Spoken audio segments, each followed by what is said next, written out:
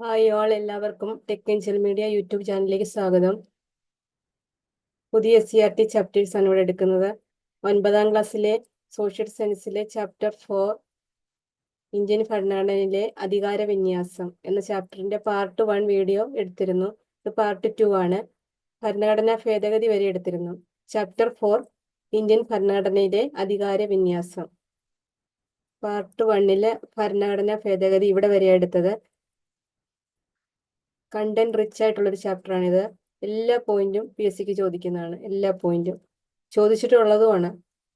ഭരണഘടനാ ഭേദഗതിയെ പറ്റി പ്രതിപാദിക്കുന്ന ആർട്ടിക്കിൾ 368 ആണ്. ആർട്ടിക്കിൾ 368 ആണ് ഭരണഘടനാ ഭേദഗതിയെ പറ്റി പ്രതിപാദിക്കുന്ന ആർട്ടിക്കിൾ എന്ന് പറയുന്നത്. അത് ഇമ്പോർട്ടന്റ് ആണ്. ഭരണഘടനാ ഭേദഗതിയെ പറ്റി പ്രതിപാദിക്കുന്ന ആർട്ടിക്കിൾ 368, അനുച്ഛേദം 368. ഇത് ഇമ്പോർട്ടന്റ് ആണ്. അനുച്ഛേദം 368 ആണ് ഭരണഘടനാ ഭേദഗതിയെ പറ്റി പറയുന്ന ആർട്ടിക്കിൾ. പിന്നെ പാർലമെന്റിനാണ് ഭരണഘടനാ ഭേദഗതിയുള്ള അധികാരമുള്ളത്. ഭേദഗതി ബില്ലിന്റെ രാഷ്ട്രപതിയുടെ മുൻകൂർ അനുമതി ആവശ്യമില്ല. ഭരണഘടനാ ഭേദഗതി ബിൽ നിയമമാകണമെങ്കിൽ ഇരുസഭകളുടെ അംഗീകാരം അനിവാര്യമാണ്. ഇരുസഭകൾക്കുമിടയിൽ ഭരണഘടനാ ഭേദഗതി ബില്ലിന്മേലുള്ള തർക്കങ്ങൾ പരിഹരിക്കാനായി സംയുക്ത സമ്മേളനം പോലുള്ള നടപടിക്രമം ഇല്ല. ഏതെങ്കിലും ഒരു ഭരണഘടനാ ഭേദഗതി നിയമം ഭരണഘടനയുടെ വാക്കുകൾക്കോ അർത്ഥത്തിനോ വിരുദ്ധമാണെന്ന് കണ്ടാൽ ആ നിയമത്തെ അസാധുവാക്കുവാൻ ജുഡീഷ്യറിക്ക് അധികാരമുണ്ട്.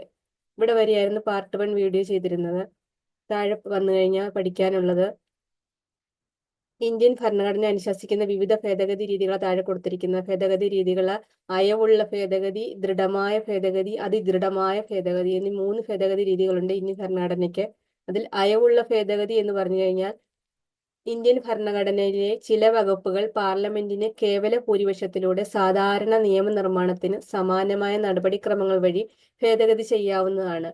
ഉദാഹരണം സംസ്ഥാനങ്ങളുടെ പേര്, അതിരുകൾ, പൗരത്വം തുടങ്ങിയവ. അപ്പൊ സംസ്ഥാനങ്ങളുടെ പേര്, അതിരുകൾ, പൗരത്വം തുടങ്ങിയവ നമുക്ക് അയവുള്ള ഭേദഗതിയിലാണ് ഉൾപ്പെടുന്നത്.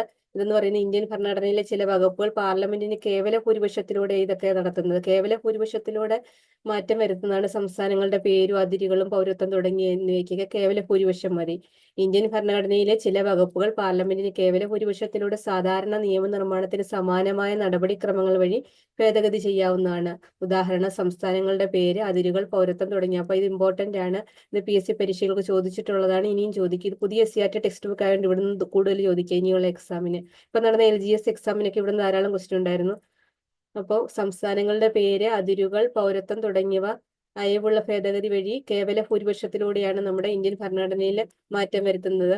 കേവല ഭൂരിപക്ഷത്തിലൂടെ സാധാരണ നിയമനിർമ്മാണത്തിന് സമാനമായ നടപടിക്രമങ്ങൾ വഴി ഭേദഗതി ചെയ്യാൻ പറ്റുന്ന ഏതൊക്കെയാന്ന് ചോദിച്ചു കഴിഞ്ഞാൽ സംസ്ഥാനങ്ങളുടെ പേര്, അതിരുകൾ, പൗരത്വം തുടങ്ങിയവ.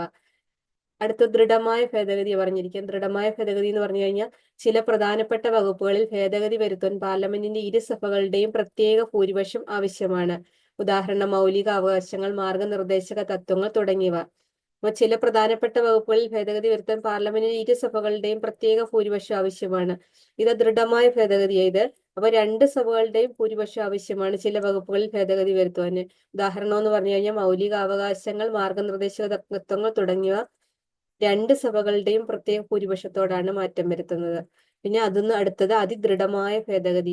ചില അതിപ്രധാനമായ വകുപ്പുകൾ പാർലമെന്റിന്റെ ഇരുസഭകളുടെയും പ്രത്യേക ഭൂരിപക്ഷത്തോടൊപ്പം പകുതിയിൽ കുറയാത്ത സംസ്ഥാനങ്ങളുടെ അംഗീകാരത്തോടും കൂടി മാത്രമേ ഭേദഗതി ചെയ്യാൻ കഴിയുകയുള്ളൂ. ഉദാഹരണം കേന്ദ്ര സംസ്ഥാന അധികാര വിഭജനം, ജനപ്രാതിനിധ്യ നിയമം തുടങ്ങിയവ. അപ്പൊ ഇവയൊക്കെ അതിദൃഢമായ ഭേദഗതിയിൽ ഉൾപ്പെടുന്നതാണ്. ഏതൊക്കെയാ? കേന്ദ്ര സംസ്ഥാന അധികാര വിഭജനം, ജനപ്രാതിനിധ്യ നിയമം തുടങ്ങിയവ. നമുക്ക് ചില അതിപ്രധാനമായ ഇതുപോലുള്ള വകുപ്പുകൾ പാർലമെന്റിന്റെ ഇരുസഭകളുടെയും പ്രത്യേക ഭൂരിപക്ഷത്തോടൊപ്പം പകുതിയിൽ കുറയാത്ത സംസ്ഥാനങ്ങളുടെ അംഗീകാരവും വേണം. അംഗീകാരത്തോടും കൂടി മാത്രമേ ഭേദഗതി ചെയ്യാൻ പറ്റത്തുള്ളൂ. അപ്പൊ ഇങ്ങനെയുള്ള ഭേദഗതി വരുത്തുന്നതാണ് അതിദൃഢമായ ഭേദഗതി എന്ന് പറയുന്നത്. ചില അതിപ്രധാനമായ വകുപ്പുകൾ പാർലമെന്റിന്റെ ഇരുസഭകളുടെയും പ്രത്യേക ഭൂരിപക്ഷത്തോടൊപ്പം പകുതിയിൽ കുറയാത്ത സംസ്ഥാനങ്ങളുടെ അധികാരത്തോടും കൂടി മാത്രമേ ഭേദഗതി ചെയ്യാൻ കഴിയുള്ളൂ. ഉദാഹരണം എന്ന് പറഞ്ഞാൽ കേന്ദ്ര സംസ്ഥാന അധികാര വിഭജനവും ജനപ്രാതിനിധ്യ നിയമവും. ഇത് അതിദൃഢമായ ഭേദഗതി വഴിയേ മാറ്റം വരുത്താൻ പറ്റത്തുള്ളൂ. കേന്ദ്ര സംസ്ഥാന അധികാര വിഭജനം, ജനപ്രാതിനിധ്യ നിയമം മുതലായവ. ഈ കോളത്തിൽ കൊടുത്തിരിക്കുന്ന ഇതൊക്കെ ഇമ്പോർട്ടന്റ് ആണ്, പഠിക്കണം. താഴെ വന്നു കഴിഞ്ഞാൽ പഠിക്കാനുള്ളത് 3 ഭേദഗതികളും മുകളിൽ പറഞ്ഞു. ഇന്ത്യൻ ഭരണഘടനയുടെ കാലാനുസൃതമായ മാറ്റങ്ങൾ ഭേദഗതികൾ വഴി കുറിച്ചേർക്കുന്നതിലൂടെ നമ്മുടെ ഭരണഘടന ഒരു സജീവ ഭരണഘടനയായി പരിണമിക്കുന്നു. പാർലമെന്റ് പാസ്സാക്കുന്ന നിയമങ്ങൾ നടപ്പിൽ വരുത്തുക എന്ന കർത്തവ്യം നിർവഹിക്കുന്നത് കാര്യനിർവഹണ വിഭാഗമാണ്. അപ്പൊ പാർലമെന്റ് പാസ്സാക്കുന്ന നിയമങ്ങൾ നടപ്പിൽ വരുത്തുക എന്ന കർത്തവ്യം നിർവഹിക്കുന്നത് കാര്യനിർവഹണ വിഭാഗമാണ്. അപ്പൊ കാര്യനിർവഹണ വിഭാഗത്തിന്റെ ഡ്യൂട്ടി എന്ന് പറഞ്ഞു കഴിഞ്ഞാൽ പാർലമെന്റ് പാസ്സാക്കുന്ന നിയമങ്ങൾ നടപ്പിൽ വരുത്തുക എന്ന കർത്തവ്യമാണ് കാര്യനിർവഹണ വിഭാഗത്തിന്റെ ചുമതല എന്ന് പറയുന്നത്. താഴെ കാര്യനിർവഹണ വിഭാഗം എന്താണെന്ന് പറഞ്ഞിട്ടുണ്ട്. കാര്യനിർവഹണ വിഭാഗം അഥവാ എക്സിക്യൂട്ടീവ് നിയമങ്ങളുടെയും നയങ്ങളുടെയും നടപ്പിലാക്കൽ, ഭരണനിർവഹണം എന്നീ ചുമതലകൾ നിർവഹിക്കുന്ന ഗവൺമെന്റിന്റെ വിഭാഗമാണ് കാര്യനിർവഹണ വിഭാഗം. രാഷ്ട്രപതി, ഉപരാഷ്ട്രപതി, പ്രധാനമന്ത്രി തലവനായ മന്ത്രിസഭ എന്നിവ ഉൾപ്പെടുന്നതാണ് കാര്യനിർവഹണ വിഭാഗം. ഇന്ത്യൻ ഭരണഘടന പ്രകാരം കാര്യനിർവഹണ വിഭാഗത്തിന്റെ അധികാരങ്ങൾ രാഷ്ട്രപതിയിലാണ് നിക്ഷിപ്തമായിരിക്കുന്നതെങ്കിലും അത് നിർവഹിക്കപ്പെടുന്നത് പ്രധാനമന്ത്രിയുടെ നേതൃത്വത്തിലുള്ള മന്ത്രിസഭയിലൂടെയാണ്. അപ്പൊ കാര്യനിർവഹണ വിഭാഗം എന്താണെന്ന് പറഞ്ഞു കഴിഞ്ഞാൽ നിയമങ്ങളുടെയും നയങ്ങളുടെയും നടപ്പിലാക്കലും ഭരണനിർവഹണം എന്നീ ചുമതലകൾ നിർവഹിക്കുന്ന ഗവൺമെന്റിന്റെ വിഭാഗമാണ് കാര്യനിർവഹണ വിഭാഗം. കാര്യനിർവഹണ വിഭാഗത്തിൽ ഉൾപ്പെടുന്നത് ചോദിച്ചിട്ടുണ്ട് PSCക്ക്. രാഷ്ട്രപതി, ഉപരാഷ്ട്രപതി, പ്രധാനമന്ത്രി തലവനായ മന്ത്രിസഭ എന്നിവ ഉൾപ്പെടുന്നതാണ് കാര്യനിർവഹണ വിഭാഗം. കാര്യനിർവഹണ വിഭാഗത്തിൽ ഉൾപ്പെടുന്ന ആരൊക്കെയാണ്? രാഷ്ട്രപതി, ഉപരാഷ്ട്രപതി, പ്രധാനമന്ത്രി തലവനായ മന്ത്രിസഭ എന്നിവ ഉൾപ്പെടുന്നതാണ് കാര്യനിർവഹണ വിഭാഗം. ഇന്ത്യൻ ഭരണഘടന പ്രകാരം കാര്യനിർവഹണ വിഭാഗത്തിന്റെ അധികാരങ്ങൾ രാഷ്ട്രപതിയിലാണ് നിക്ഷിപ്തമായിരിക്കുന്നത്. പക്ഷേ രാഷ്ട്രപതിയിൽ അധികാരങ്ങൾ നിക്ഷിപ്തമായിരിക്കുന്നെങ്കിൽ അത് നിർവഹിക്കപ്പെടുന്നത് പ്രധാനമന്ത്രിയുടെ നേതൃത്വത്തിലുള്ള മന്ത്രിസഭയിലൂടെയാണ്. കാര്യനിർവഹണ വിഭാഗത്തിന്റെ എല്ലാ അധികാരങ്ങളും രാഷ്ട്രപതിയിലാണ് നിക്ഷിപ്തമായിരിക്കുന്നതെങ്കിൽ അത് നിർവഹിക്കപ്പെടുന്നത് പ്രധാനമന്ത്രി അധ്യക്ഷനായുള്ള മന്ത്രിസഭയിലൂടെയാണ് അത് നിർവഹിക്കപ്പെടുന്നത്.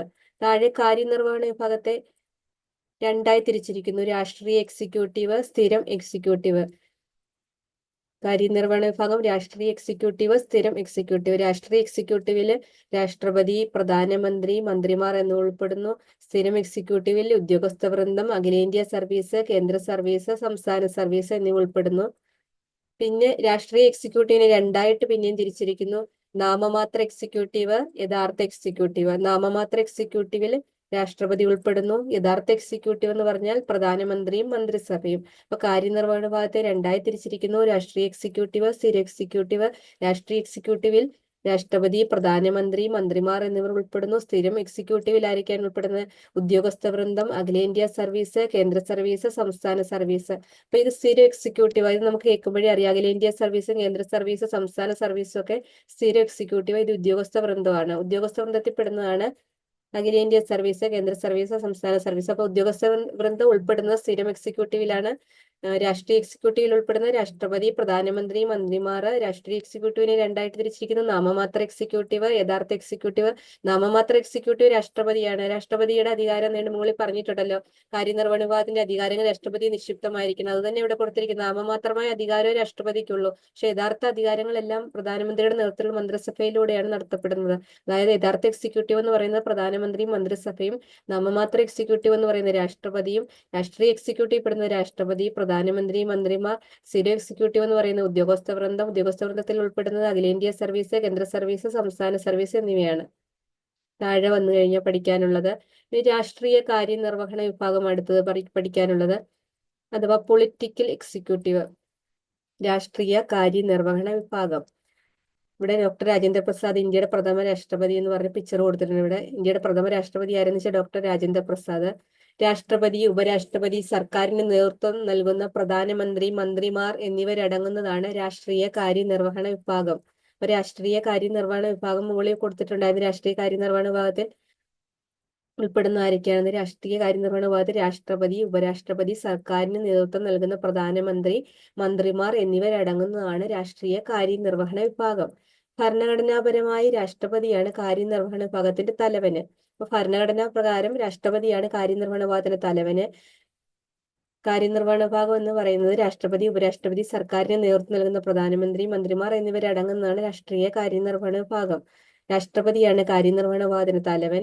എന്നാൽ പ്രധാനമന്ത്രിയും അദ്ദേഹത്തിന്റെ നേതൃത്വത്തിലുള്ള മന്ത്രിസഭയും നൽകുന്ന ഉപദേശങ്ങൾ അനുസരിച്ച് വേണം രാഷ്ട്രപതി പ്രവർത്തിക്കേണ്ടത്. പക്ഷെ രാഷ്ട്രപതി പ്രവർത്തിക്കുന്നത് ആരുടെ നിർദ്ദേശം അനുസരിച്ചാ? പ്രധാനമന്ത്രിയും അദ്ദേഹത്തിന്റെ നേതൃത്വത്തിലുള്ള മന്ത്രിസഭയും നൽകുന്ന ഉപദേശങ്ങൾ അനുസരിച്ചാണ് രാഷ്ട്രപതി പ്രവർത്തിക്കേണ്ടത്.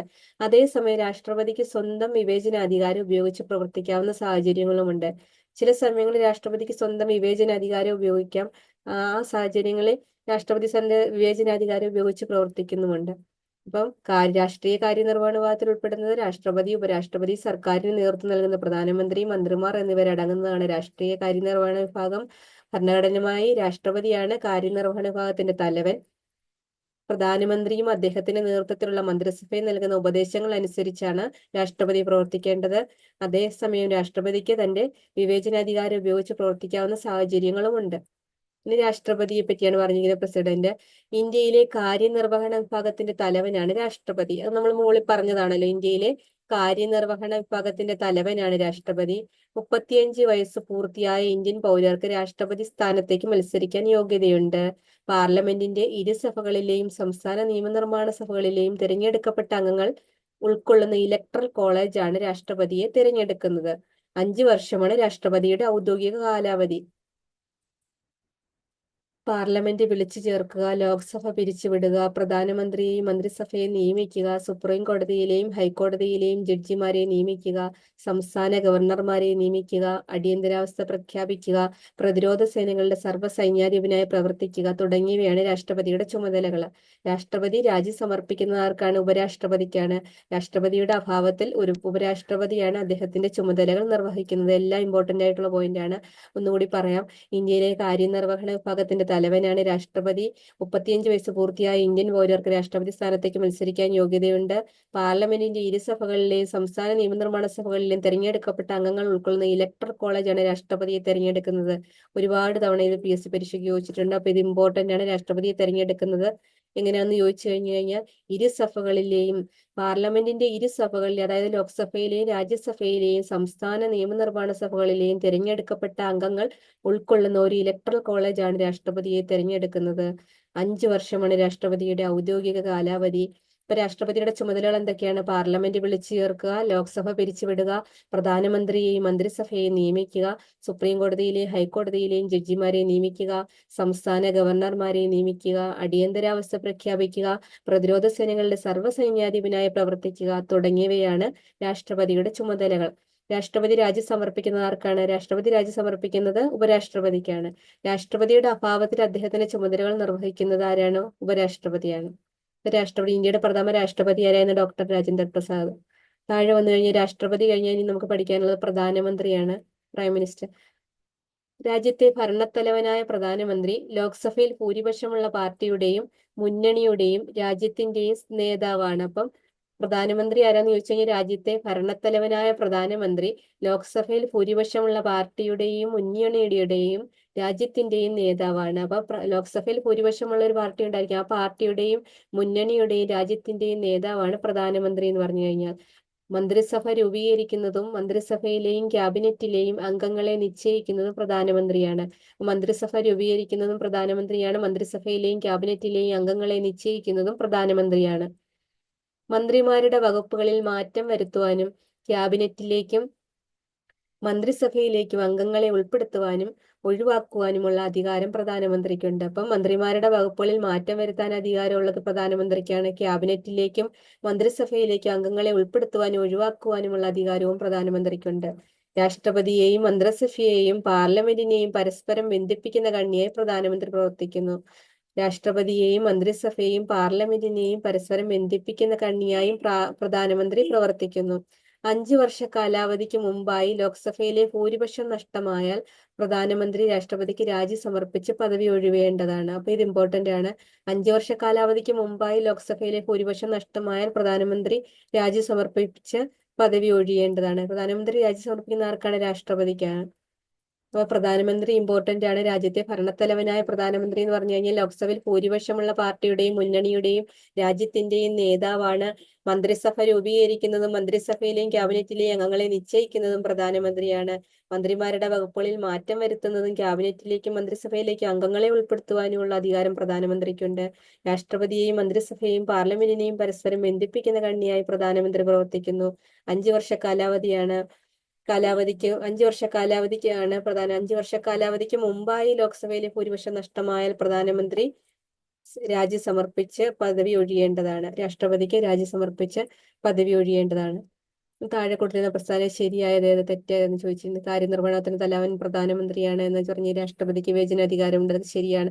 മന്ത്രിസഭയുടെ തലവൻ പ്രധാനമന്ത്രിയാണ്. ശരിയാണ്. പ്രതിരോധ സേനകളുടെ സർവ്വസൈന്യാധിപൻ പ്രധാനമന്ത്രിയാണ്. അത് രാഷ്ട്രപതിയാണ്. ഗവർണർമാരെ നിയമിക്കുന്നത് രാഷ്ട്രപതിയാണ്. ശരിയാണ്. രാഷ്ട്രപതി രാജി സമർപ്പിക്കുന്നത് പ്രധാനമന്ത്രിക്കാണ്. തെറ്റാണ്. രാഷ്ട്രപതി രാജി സമർപ്പിക്കുന്നത് ഉപരാഷ്ട്രപതിക്കാണ്. ഗവർണറാണ് പ്രധാനമന്ത്രിയെ നിയമിക്കുന്നത്. തെറ്റാണ്. രാഷ്ട്രപതിയാണ് പ്രധാനമന്ത്രിയെ നിയമിക്കുന്നത്. രാഷ്ട്രപതിയെ ഭരണനിർവഹണത്തിൽ സഹായിക്കുന്ന സമിതിയാണ് മന്ത്രിസഭ. മന്ത്രിസഭ എന്താണെന്ന് ചോദിച്ചു കഴിഞ്ഞാൽ രാഷ്ട്രപതിയെ ഭരണനിർവഹണത്തിൽ സഹായിക്കുന്ന സമിതിയാണ് മന്ത്രിസഭ. രാഷ്ട്രപതിയെ ഭരണനിർവഹണത്തിൽ സഹായിക്കുന്ന സമിതിയാണ് മന്ത്രിസഭ. ഇതിന്റെ തലവൻ പ്രധാനമന്ത്രിയാണ്. അപ്പൊ മന്ത്രിസഭയുടെ തലവൻ പ്രധാനമന്ത്രിയാണ്. മന്ത്രിസഭയുടെ പ്രധാന ചുമതലകളാണ് താഴെ കൊടുത്തിരിക്കുന്നത്. മന്ത്രിസഭയുടെ ചുമതലകൾ എന്തൊക്കെയാന്ന് ചോദിച്ചു കഴിഞ്ഞാൽ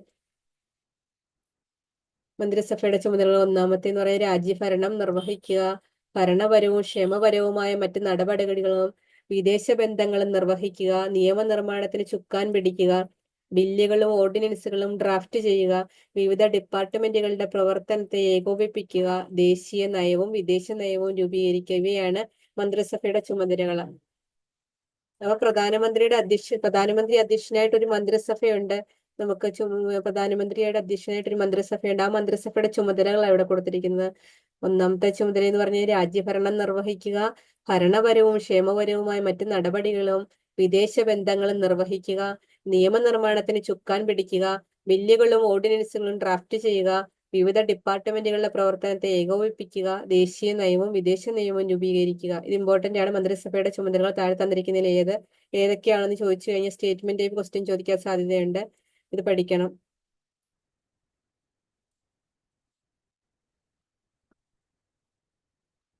താഴെ വന്നു കഴിഞ്ഞാൽ സ്ഥിര കാര്യനിർവഹണ വിഭാഗം, പെർമനന്റ് എക്സിക്യൂട്ടീവ്. ഗവൺമെന്റിന്റെ ദൈനംദിന പ്രവർത്തനങ്ങൾ നിറവേറ്റുന്നതും ബജറ്റ് ഉൾപ്പെടെയുള്ള ബില്ലുകൾ രൂപീകരിക്കുന്നതിൽ രാഷ്ട്രീയ കാര്യനിർവഹണ വിഭാഗത്തെ സഹായിക്കുന്നതും ബ്യൂറോക്രസി എന്നറിയപ്പെടുന്ന ഉദ്യോഗസ്ഥ വൃന്ദമാണ്. അപ്പൊ ഗവൺമെന്റിന്റെ ദൈനംദിന പ്രവർത്തനങ്ങൾ നിറവേറ്റുന്നതും ബജറ്റ് ഉൾപ്പെടെയുള്ള ബില്ലുകൾ രൂപീകരിക്കുന്നതിൽ രാഷ്ട്രീയ കാര്യനിർവഹണ വിഭാഗത്തെ സഹായിക്കുന്നതും ബ്യൂറോക്രസി എന്നറിയപ്പെടുന്ന ഉദ്യോഗസ്ഥ വൃന്ദമാണ്.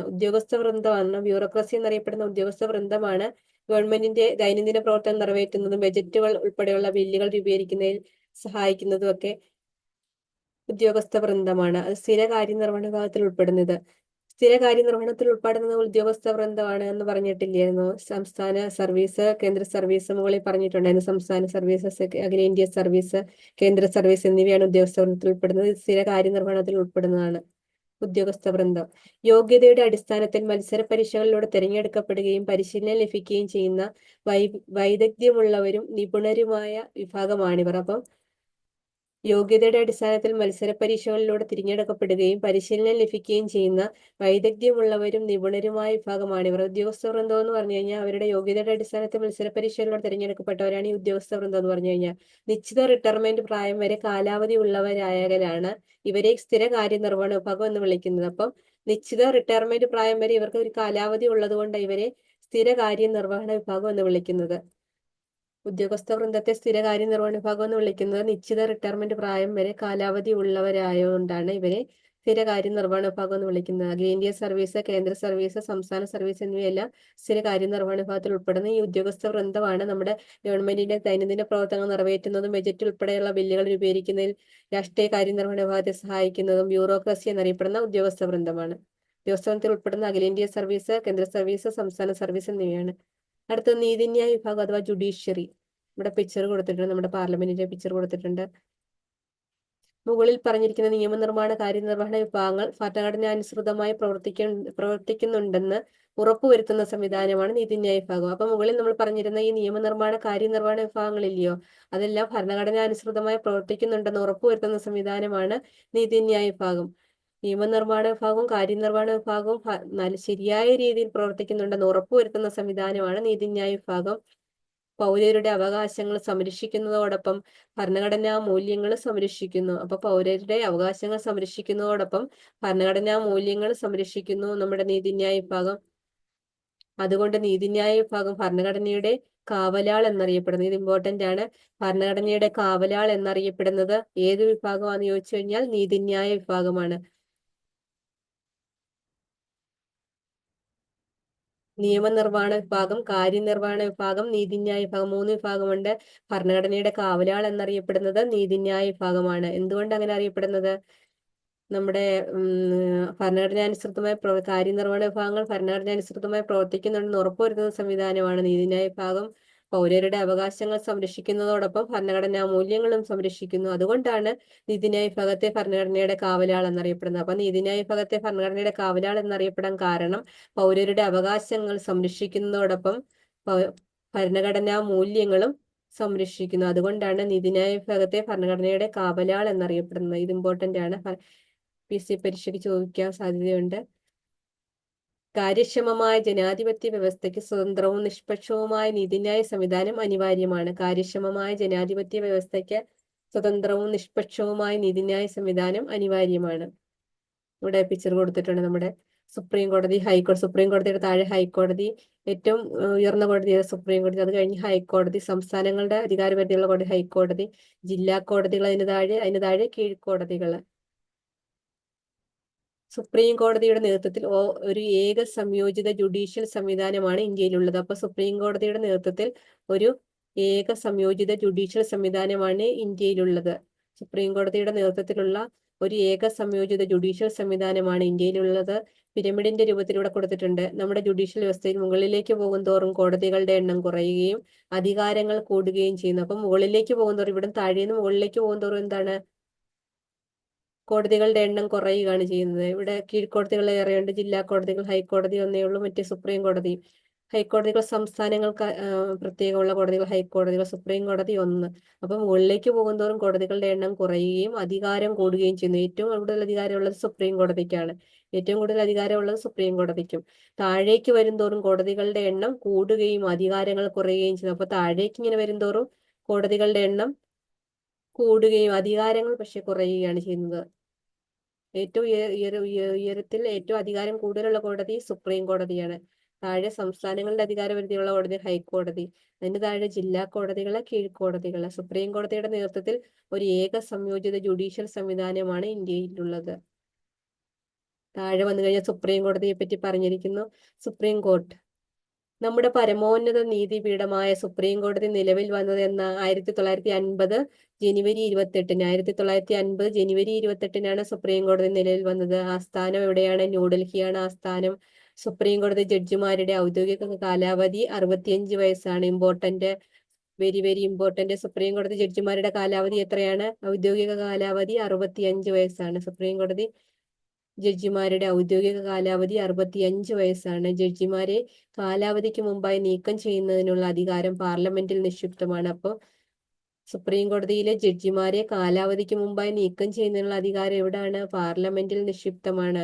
സുപ്രീം കോടതിയിലെ ജഡ്ജിമാരെ കാലാവധിക്ക് മുമ്പായി നീക്കം ചെയ്യുന്നതിനുള്ള അധികാരം പാർലമെന്റിൽ നിക്ഷിപ്തമാണ്.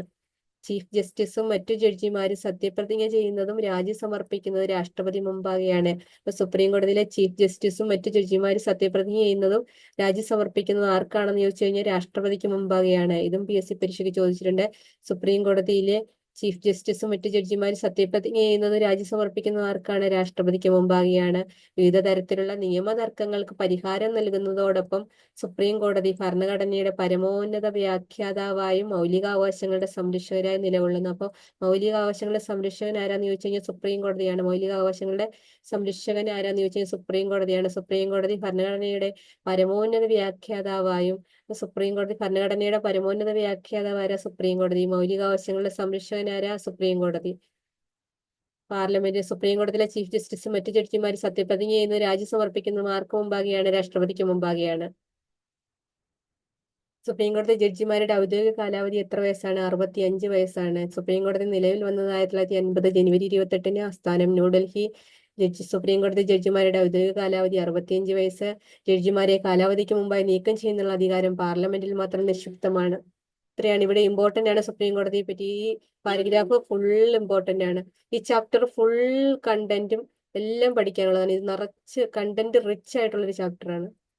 സുപ്രീം കോടതിയുടെ അധികാരങ്ങൾ താഴെ വന്നു കഴിഞ്ഞാൽ ഇത് പഠിക്കാനുള്ളതെന്ന് പറഞ്ഞു കഴിഞ്ഞാൽ സുപ്രീം കോടതിയുടെ അധികാരങ്ങൾ ഇമ്പോർട്ടന്റ് ആണ്. ഇത് ഓരോന്നും PSCക്ക് എടുത്ത് ചോദിച്ചിട്ടുണ്ട്.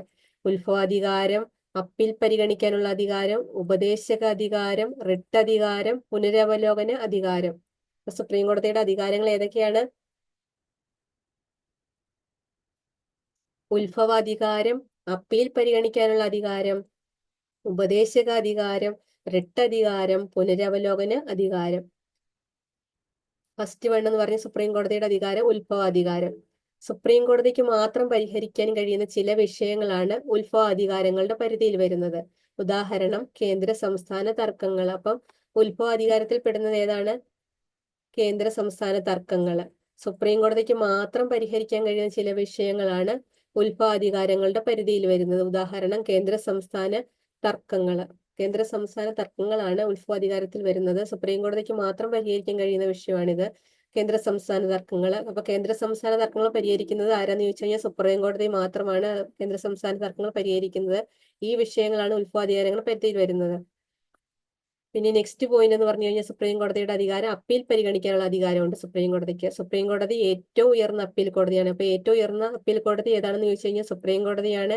സുപ്രീം കോടതിക്ക് അപ്പീൽ പരിഗണിക്കാനുള്ള അധികാരമുണ്ട്. അതുകൊണ്ട് തന്നെ രാജ്യത്തെ ഏതൊരു കീഴ്ക്കോടതിയുടെയും വിധിയിന്മേൽ വരുന്ന അപ്പീലുകൾ സ്വീകരിക്കാനുള്ള അധികാരം സുപ്രീം കോടതിക്കുണ്ട്. ഏതൊരു കീഴ്ക്കോടതി, ഹൈക്കോടതിയുടെ അപ്പീലൊക്കെ സുപ്രീം കോടതിക്ക് പോകും. അതുകൊണ്ട് തന്നെ രാജ്യത്തെ ഏതൊരു കീഴ്ക്കോടതിയുടെയും വിധിയിന്മേൽ വരുന്ന അപ്പീലുകൾ സ്വീകരിക്കാനുള്ള അധികാരം സുപ്രീം കോടതിക്കുണ്ട്.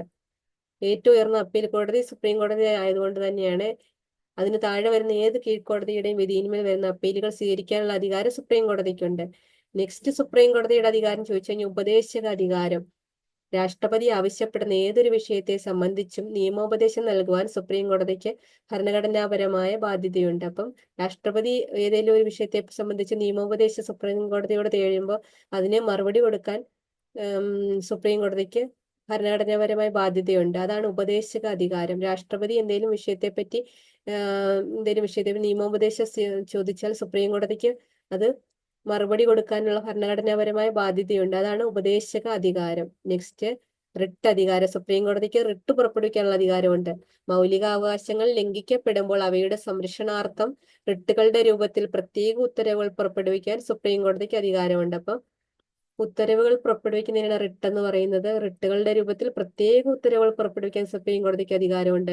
എപ്പോഴാണ് മൗലികാവകാശങ്ങൾ ലംഘിക്കപ്പെടുമ്പോൾ അവയുടെ സംരക്ഷണാർത്ഥം റിട്ടുകളുടെ രൂപത്തിൽ പ്രത്യേക ഉത്തരവുകൾ പുറപ്പെടുവിക്കാൻ സുപ്രീം കോടതിക്ക് അധികാരമുണ്ട്. അപ്പോൾ റിട്ട് പുറപ്പെടുവിക്കാനുള്ള അധികാരമുണ്ട്. ഈ സാഹചര്യത്തിൽ മൗലികാവകാശങ്ങൾ ലംഘിക്കപ്പെടുമ്പോൾ അവയെ സംരക്ഷണാർത്ഥം റിട്ടുകളുടെ രൂപത്തിൽ പ്രത്യേക ഉത്തരവുകൾ പുറപ്പെടുവിക്കാൻ സുപ്രീം കോടതിക്ക് അധികാരമുണ്ട്.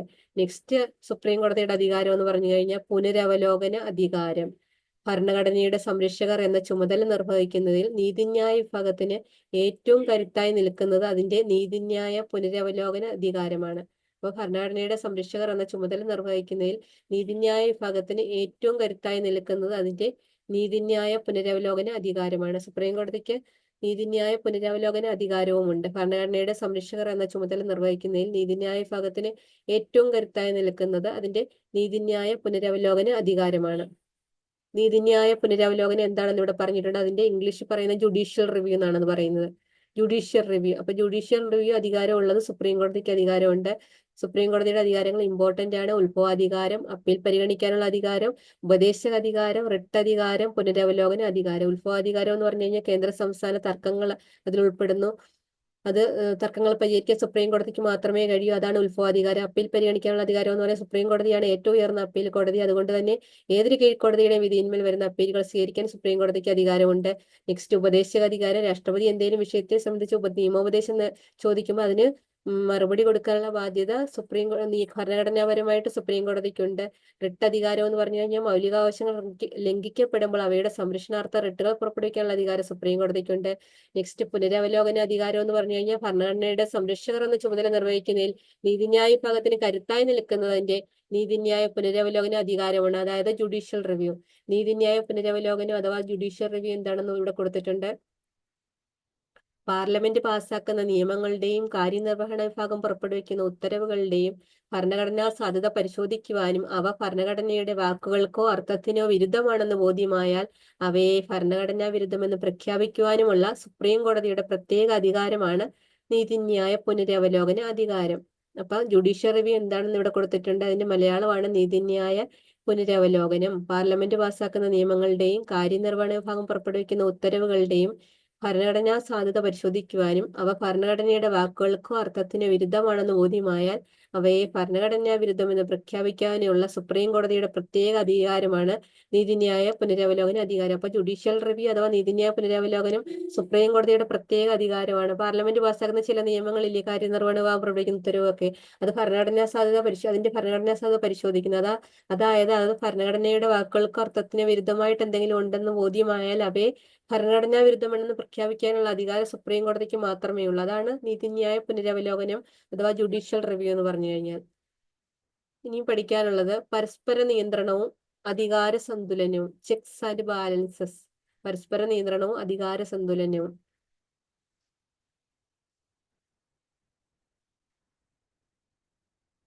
ഭരണഘടനാപരമായി ഗവൺമെന്റിന്റെ അധികാരങ്ങൾ നിയമനിർമ്മാണം, കാര്യനിർവഹണം, നീതിന്യായം എന്നീ 3 വിഭാഗങ്ങൾക്കായി വിഭജിച്ച് നൽകിയിരിക്കുന്നു.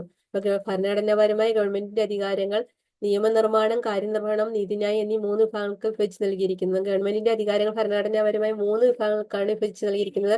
നിയമനിർമ്മാണം, കാര്യനിർവഹണം, നീതിന്യായം എന്നീ 3 വിഭാഗങ്ങൾക്ക്. എന്നിരുന്നാൽ ഇവയ്ക്കിടയിൽ യുക്തിസഹമായ ഒരു പരസ്പര നിയന്ത്രണവും ഏകോപനവും അധികാരപ്രയോഗത്തിലെ സന്തുലനവും സാധ്യമാക്കുവാൻ നമ്മുടെ ഭരണഘടന ശ്രദ്ധിച്ചിട്ടുണ്ട്. ചുവടെ കൊടുത്തിരിക്കുന്ന ഡയഗ്രമാണ്. താഴെ ഒരു ഡയഗ്രം കൊടുത്തിട്ടുണ്ട്. ഇത് ബജറ്റ് പരിഗണിക്കൽ, ചോദ്യോത്തരവേള തുടങ്ങിയ മാർഗങ്ങളിലൂടെ എക്സിക്യൂട്ടീവിനെയും ഇംപീച്ച്മെന്റ് പോലുള്ളവയിലൂടെ ജുഡീഷ്യറിയെയും നിയന്ത്രിക്കുവാൻ പാർലമെന്റിന് കഴിയും. നീതിന്യായ പുനരവലോകന അധികാരത്തിലൂടെ ജുഡീഷ്യറിക്ക് പാർലമെന്റിനെയും എക്സിക്യൂട്ടീവിനെയും നിയന്ത്രിക്കുവാൻ സാധിക്കും. ബില്ലുകൾക്ക് അംഗീകാരം നൽകൽ, ദയാഹർജി പരിഗണിക്കൽ, ജഡ്ജിമാരുടെ നിയമനം, സ്ഥലം മാറ്റം പോലുള്ളവയിലൂടെ എക്സിക്യൂട്ടീവിന് പാർലമെന്റിനെയും ജുഡീഷ്യറിയെയും ക്രിയാത്മകമായി നിയന്ത്രിക്കാവുന്നതാണ്.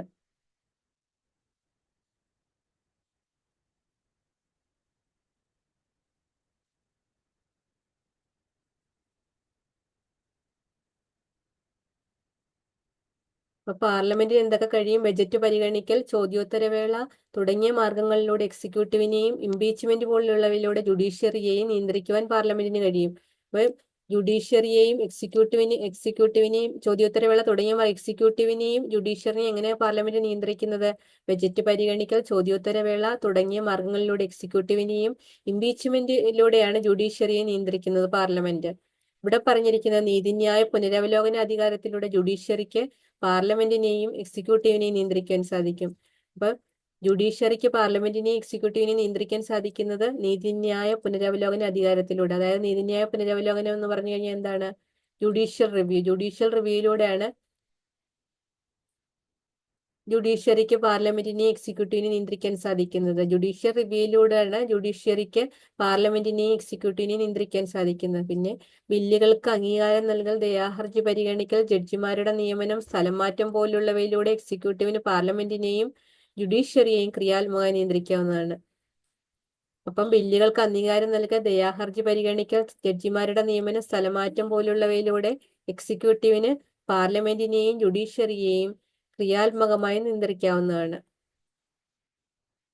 ഇന്ത്യൻ ഭരണഘടന ജനാധിപത്യം എന്ന ഭരണ സംവിധാനത്തെയും മൂല്യത്തെയും അതിന്റെ രാഷ്ട്രസങ്കല്പങ്ങളിൽ ഉറപ്പിക്കുന്നു. അപ്പൊ ഇന്ത്യൻ ഭരണഘടന ജനാധിപത്യം എന്ന ഭരണ സംവിധാനത്തെയും മൂല്യത്തെയും അതിന്റെ രാഷ്ട്രസങ്കല്പങ്ങളിൽ ഉറപ്പിക്കുന്നു. അധികാര കേന്ദ്രീകരണം ഒഴിവാക്കുന്നതിനും സ്വേച്ഛാധിപത്യ പ്രവണതകൾ തടയുന്നതിനും ജനാധിപത്യം പരിപാലിക്കുന്നതിനും വേണ്ടിയാണ് ഗവൺമെന്റിന്റെ അധികാരം 3 ശാഖകൾക്കിടയിൽ വിഭജിച്ച് നൽകിയിരിക്കുന്നത്. സ്വാതന്ത്ര്യ സമരത്തിന്റെ ആശയങ്ങളും അഭിലാഷങ്ങളും ഭരണഘടന മുന്നോട്ട് വയ്ക്കുന്ന മൂല്യങ്ങളും ദർശനങ്ങളും വ്യവസ്ഥാപിതമാക്കുവാനുള്ള ശ്രമങ്ങളാണ് ഗവൺമെന്റിന്റെ ശാഖകളിലൂടെ നമ്മുടെ രാഷ്ട്രം നടപ്പിലാക്കി വരുന്നത്. ഇവിടെ പഠിക്കാനില്ല. ഇവിടെ തുടർ പ്രവർത്തനങ്ങളാണ് ഇനി പോലുള്ളത്. ഇത്രയും ചാപ്റ്റർ പഠിക്കാനുള്ളതാണ്. ഒരു പോയിന്റ് പോലും കളയാനില്ല. ഫുൾ പോയിന്റ് ഇന്ത്യൻ ഭരണഘടന കൂടുതൽ ഇതിനകത്ത് പറഞ്ഞുകൊണ്ട് ഈ ചാപ്റ്ററിൽ. ഇവിടെ തുടർ പ്രവർത്തനങ്ങളാണ്. ചാപ്റ്റർ 4ന്റെ പാർട്ട് 2 ഇവിടെ കഴിഞ്ഞു. ചാപ്റ്റർ 4 ഫുൾ എടുത്തു. പാർട്ട് 1 പാർട്ട് 2 ആയിട്ട് 2 വീഡിയോ ചെയ്തിട്ടുണ്ട്. ഇത് വളരെ ഇമ്പോർട്ടന്റ് ആയിട്ടുള്ള ചാപ്റ്റർ ആണ്. ഭരണഘടനയിലെ കുറെ കാര്യങ്ങൾ ഇതിനകത്തുണ്ട്. ഇന്ത്യൻ ഭരണഘടനയെ ബന്ധപ്പെട്ട സുപ്രീം കോടതി, ഹൈക്കോടതി, പാർലമെന്റിന്റെ ഇന്ത്യൻ ഭരണഘടനയുടെ കാര്യങ്ങൾ, ആമുഖം, അങ്ങനെ കുറെ കാര്യങ്ങൾ, ലക്ഷ്യപ്രമേയം, കുറെ കാര്യങ്ങൾ ഇന്ത്യൻ ഭരണഘടനയിലെ അധികാര വിന്യാസത്തെ പറ്റിയാണ് ഈ ചാപ്റ്ററിൽ പറഞ്ഞിരിക്കുന്നത്. ഇത് ഇമ്പോർട്ടന്റ് ചാപ്റ്റർ ആണ്. ഇത് വായിച്ചിട്ട് പോകണം. എല്ലാ PSC പരീക്ഷകളിലും ഇമ്പോർട്ടന്റ് ആണ്. ഇനി വരാനിരിക്കുന്ന PSC പരീക്ഷകളിൽ ഈ ന്യൂ SCERT ചാപ്റ്റേഴ്സിൽ നിന്ന് കൂടുതൽ ക്വസ്റ്റ്യൻസ് ചോദിക്കും. ഇത് വായിച്ചിട്ടേ പോകാവൂ. എല്ലാവർക്കും പാർട്ട് 1ഉം പാർട്ട് 2ഉം മനസ്സിലായെന്ന് വിചാരിക്കുന്നു. എല്ലാവരും യൂട്യൂബ് ചാനൽ സബ്സ്ക്രൈബ് ചെയ്യണേ. Tech Angel media YouTube channel ഒന്ന് സബ്സ്ക്രൈബ് ചെയ്തേക്കണേ. നിങ്ങൾക്ക് മനസ്സിലായിട്ടുണ്ടെങ്കിൽ മാത്രം ഒന്ന് ലൈക്ക് ചെയ്തേക്കണേ. Thank you.